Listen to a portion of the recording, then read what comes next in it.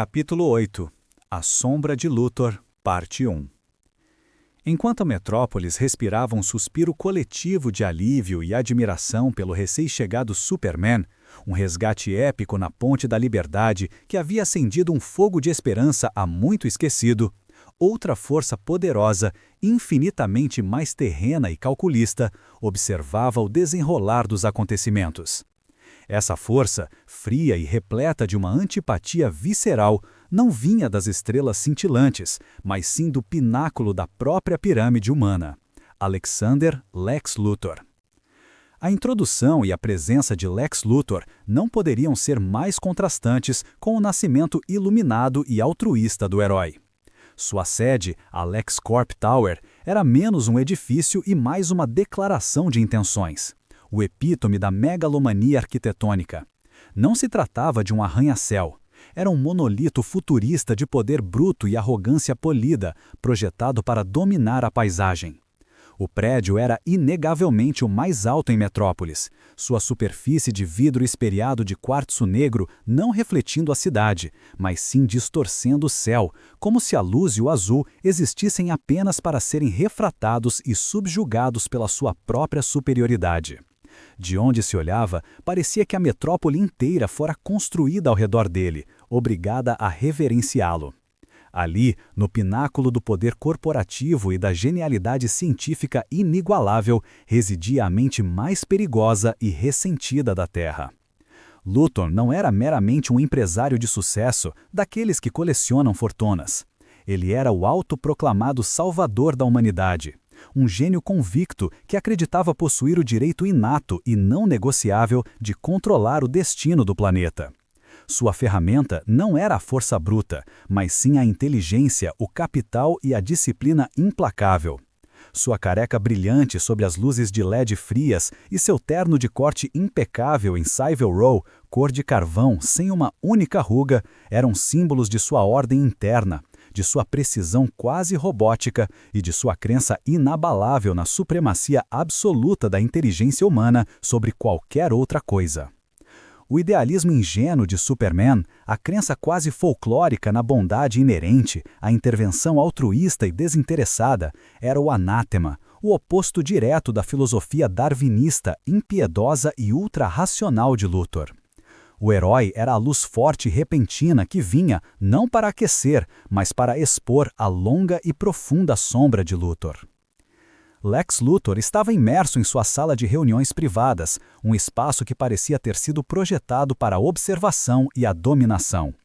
As paredes eram revestidas de mármore escuro e uma única mesa de vidro obsidiano refletia o brilho frio das luzes. Cercando-o, uma constelação de telas de alta definição exibia em loops incessantes a cobertura midiática frenética sobre o incidente da Ponte da Liberdade. Em uma tela central de quase 3 metros, a imagem do Superman pairava, congelada, majestosamente ridícula em sua capa vermelha. A expressão no rosto de Luthor era um mosaico complexo, não apenas desgosto, mas uma profunda e ofendida aversão. Ele não via um salvador a ser aplaudido, via uma afronta cósmica e um insulto pessoal direto à sua própria divindade auto-atribuída. Ele sibilou, sua voz um rosnado baixo, quase um sibilo de ar frio, direcionado à sua assistente Mercy Graves, sem sequer desviar os olhos da imagem congelada. Mercy estava de pé, imóvel, um estudo em eficiência silenciosa e obediência absoluta, vestida em um terninho que beirava uniforme militar. Eles se ajoelham, adoram, confiam a própria sobrevivência a um ser que voa com um pedaço de tecido vermelho esvoaçante. É uma patologia social, é uma regressão vergonhosa ao primitivismo, ao mito de um Deus-Sol. Sua reação imediata não era de medo pela própria vida, mas de ceticismo ameaçador e uma ira escaldante. Para Luthor, a mera existência do Superman era um insulto à sua genialidade e ao progresso humano que ele tanto se orgulhava de liderar. Se um deus voador viesse de repente e resolvesse, com um sorriso, os problemas que a tecnologia e a filosofia humana deveriam resolver, as crises de energia, a fome, a guerra, qual seria o lugar de Lex Luthor? Aonde iria sua missão de liderar a humanidade? A raça humana evoluiu, por mérito e intelecto, para governar seu próprio destino. Não precisamos de um guardião alienígena, ele afirmou, fechando os punhos sobre a superfície fria da mesa. Sua voz estava perigosamente baixa e controlada, cada sílaba carregada de um veneno destilado. Ele é uma falha de segurança cósmica. Ele nos torna fracos, dependentes. Ele rouba nossa independência conquistada com tanto esforço. E se ele for um déspota sob disfarce? E se ele decidir em sua sabedoria superior, que sabe o que é melhor para nós, meros mortais? Luthor não sentia a pontada fria do medo comum, sentia a chama voraz da inveja e da ira possessiva. O Superman, com sua força desimpedida, era a única coisa na Terra que não podia ser comprada, controlada por um lobby, ou racionalizada e desmontada pela ciência humana. Ele era a anomalia, o erro que precisava ser corrigido. Mercy, ele ordenou, finalmente se virando, e a intensidade de seu olhar fez o ar vibrar. Eu quero a análise completa. Não me interessa o que o Planeta Diário ou a imprensa histérica pensa. Eu quero saber o que ele é em sua essência molecular e energética. Quero o dossiê mais sigiloso que esta corporação já produziu. Luthor iniciou secretamente uma investigação com a urgência febril de uma crise de segurança nacional iminente. Ele convocou sua equipe de elite de cientistas, engenheiros quânticos e especialistas em guerra biológica para um subnível de segurança máxima da LexCorp Tower. A sala de reuniões fria e espartana refletia a seriedade da missão. Sua ordem não tinha margem para debate. Quero que vocês varram todos os espectros de energia gravados na área da ponte. Analisem o ruído sônico exato de sua passagem. Quero a composição molecular dos destroços que ele tocou e a assinatura de calor residual. Ele não é um fantasma ou uma lenda, ele é uma entidade física, e entidades físicas, por definição, têm fraquezas. Encontrem-nas. A investigação de Luthor tinha um duplo e sinistro objetivo: buscar uma fraqueza biológica inerente à sua composição alienígena ou, alternativamente, encontrar uma fraqueza tecnológica que pudesse ser explorada pela ciência da LexCorp. Ele ansiava por provar que o herói era falso, uma farsa de marketing espacial. Na falta disso, ele encontraria o método preciso para eliminá-lo, transformando a ameaça em um projeto científico. Luthor não apenas via o Superman como uma ameaça existencial à soberania humana.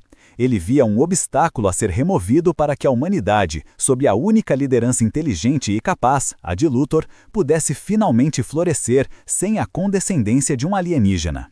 Enquanto a máquina de investigação de Luthor entrava em funcionamento no subsolo da LexCorp, o próprio Superman, em seu disfarce mais desajeitado e autoimposto, tentava se integrar à sua nova vida profissional na redação agitada do Planeta Diário. Seu disfarce, os ombros curvados, os óculos grossos, a hesitação quase cômica, estava funcionando perfeitamente, garantindo que ele permanecesse gloriosamente invisível a furacões de curiosidade como Lois Lane, que estava, como o resto do mundo, obsessivamente focada no Superman. Contudo, Clark Kent precisava de mais do que apenas um disfarce de inércia. Ele precisava de um propósito funcional como Clark Kent. Ele não podia apenas esperar passivamente por desastres para agir como homem de aço. Clark, usando as informações que obteve silenciosamente através de sua superaudição e sua inteligência inata, começou a escrever sua primeira matéria de peso. Ele se concentrou em um tópico que a maioria dos repórteres experientes temia tocar, um terceiro trilho: as atividades questionáveis da LexCorp.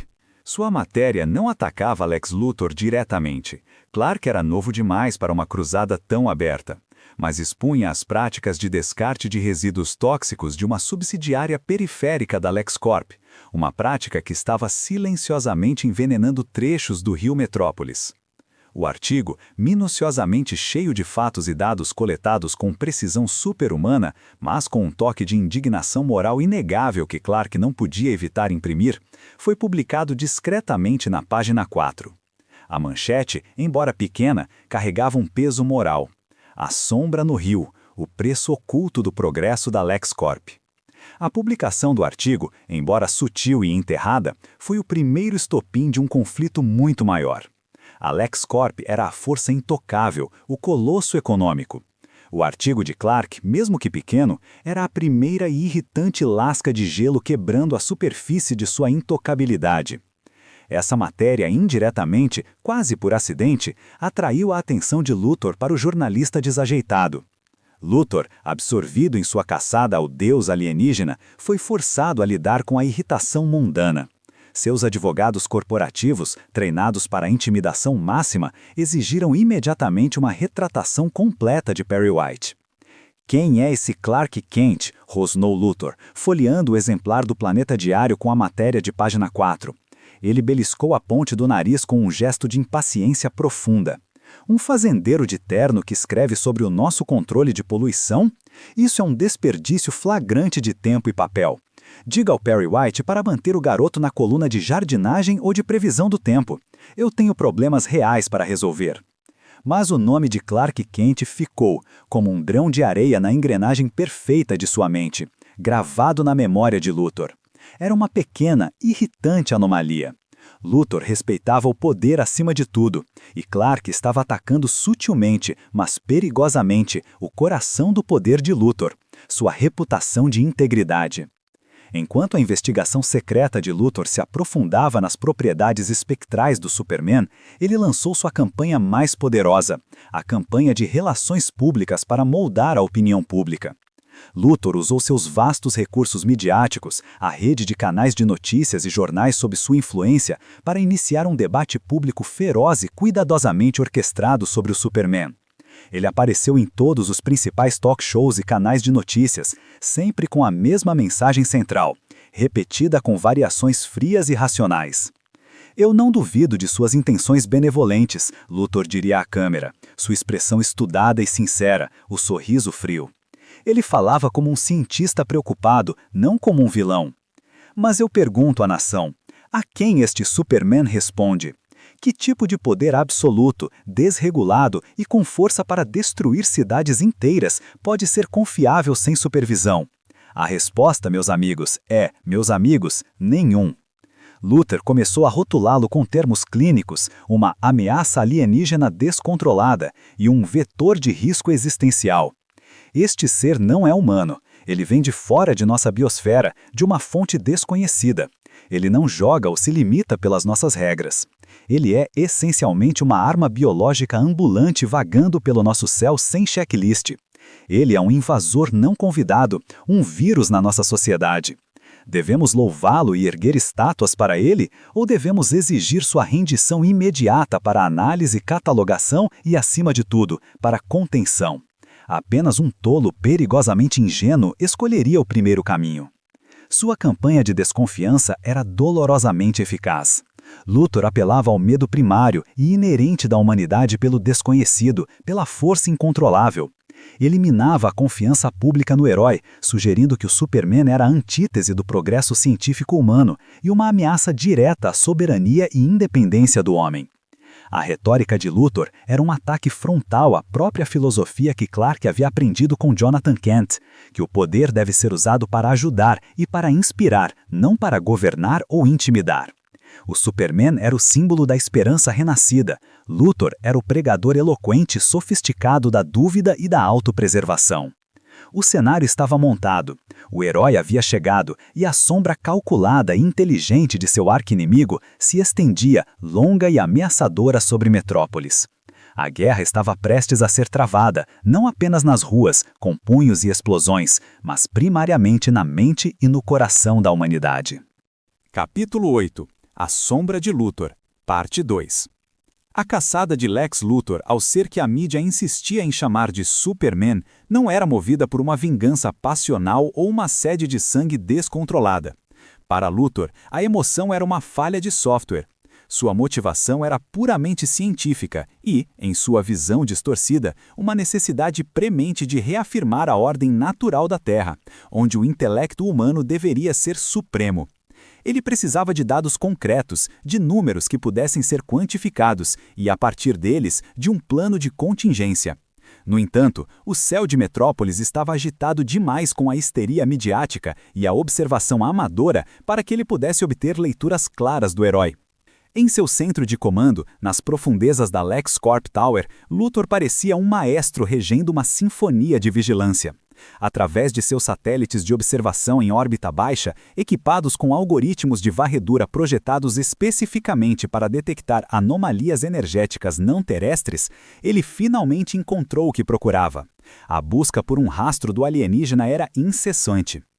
Clark Kent, na ingenuidade de seu disfarce e seguindo as instruções paternas de discrição absoluta, havia levado o casulo de sua nave de fuga kryptoniana e o havia enterrado nas profundezas de um depósito de sucata abandonado na periferia industrial de Metrópolis. A esperança era que a cidade, com seu concreto e seu barulho incessante, a engolisse e a escondesse.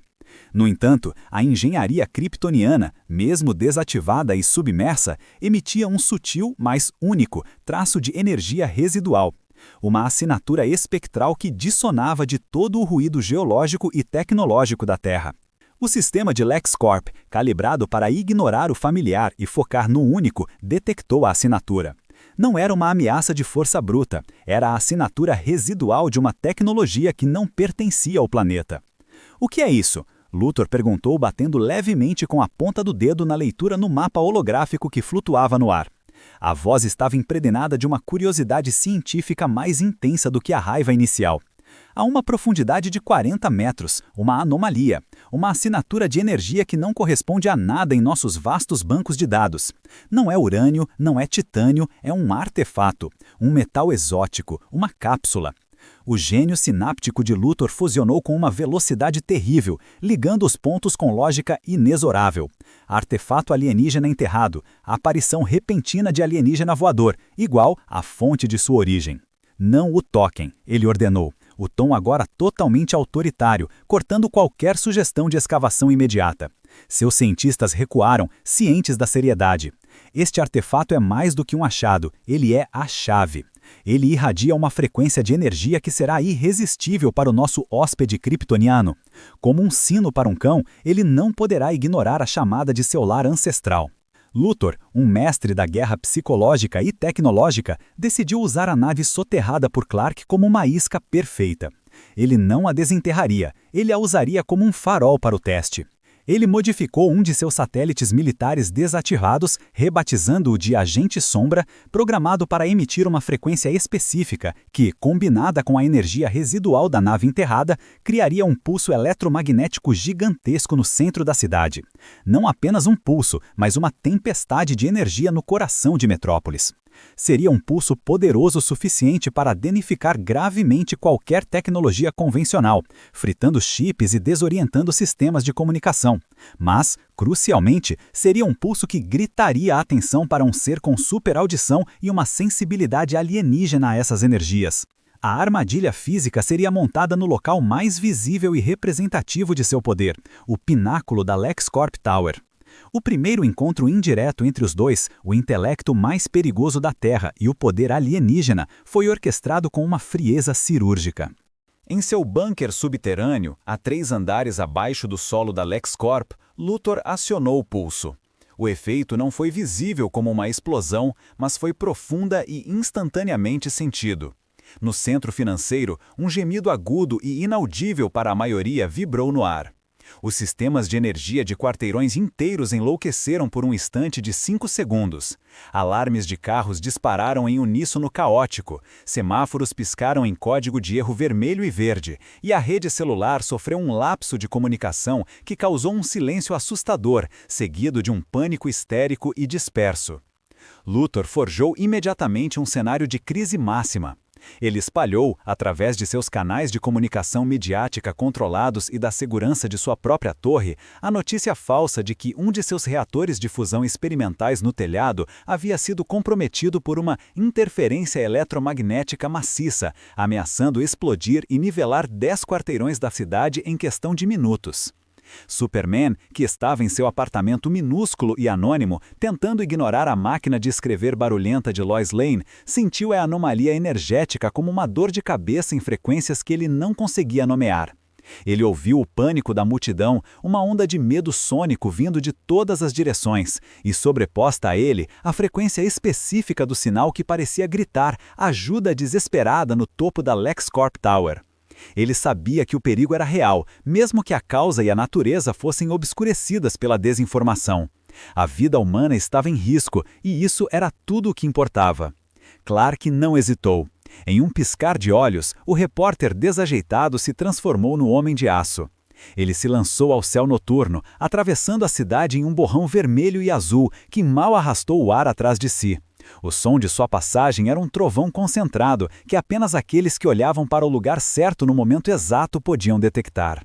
Superman interveio, aterrissando no topo da LexCorp Tower com a força controlada de um meteoro.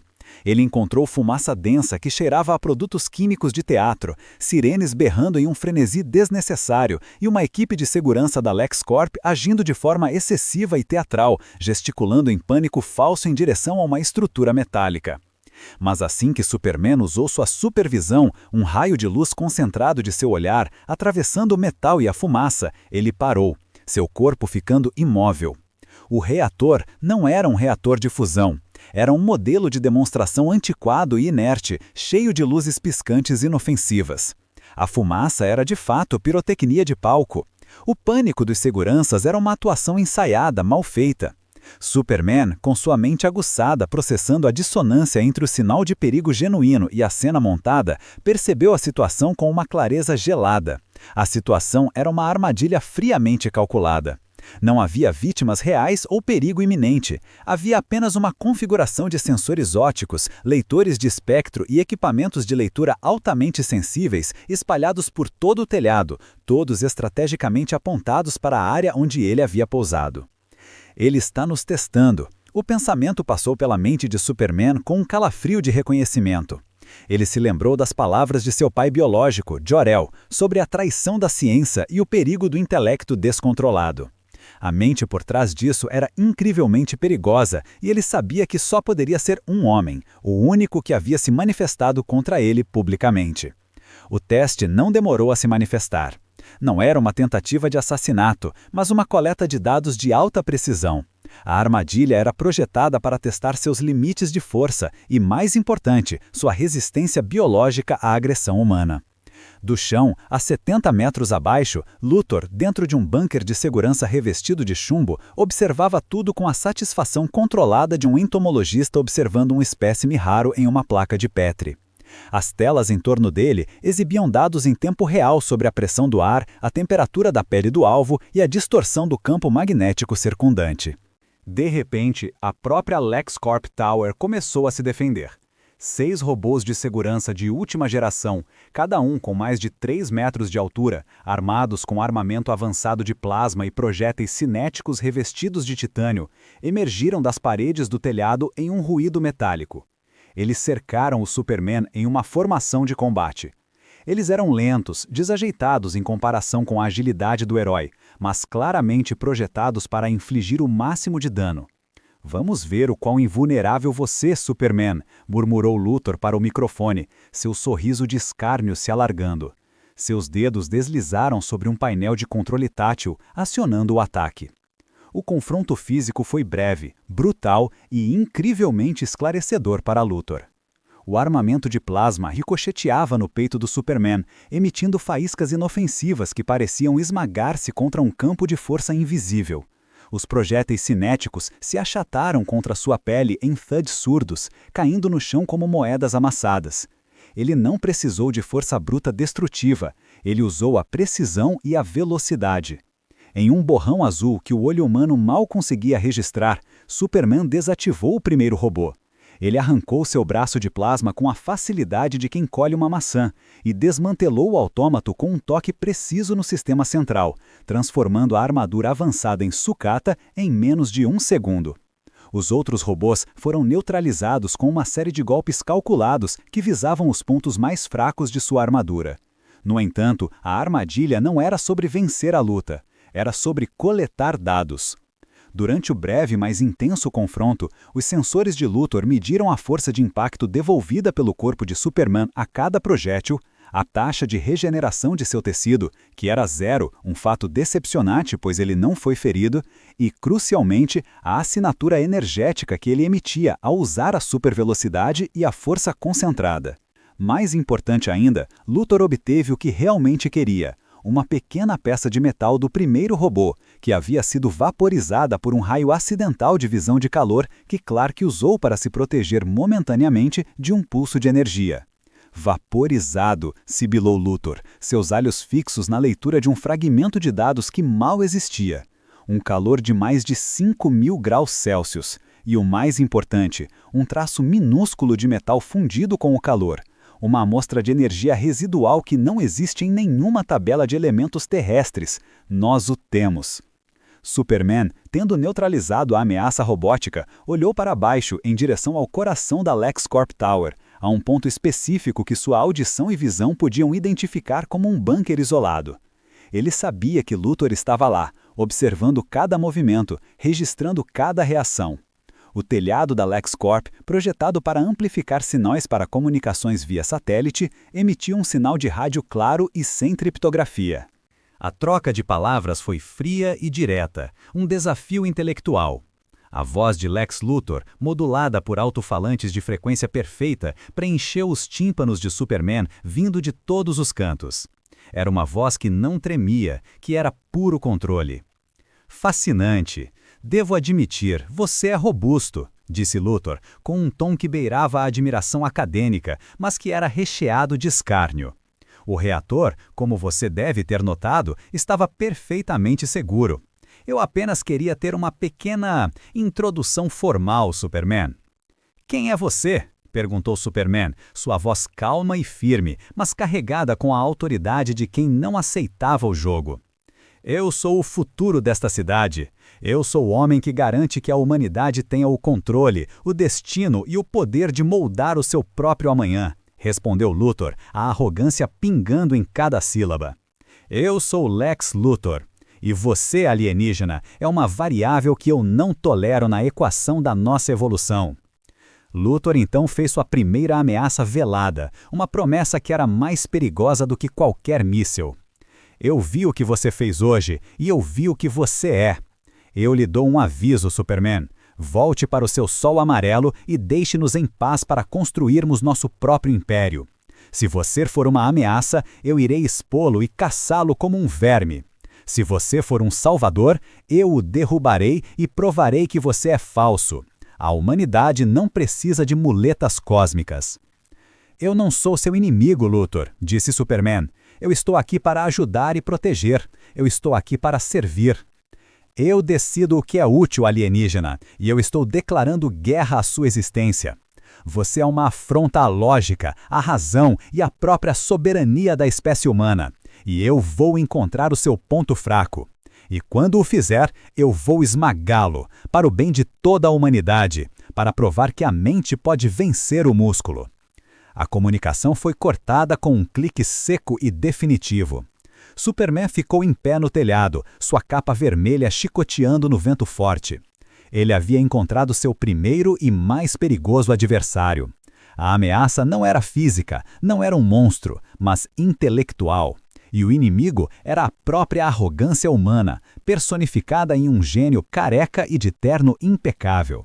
A rivalidade entre o poder altruísta e a inteligência egocêntrica havia começado.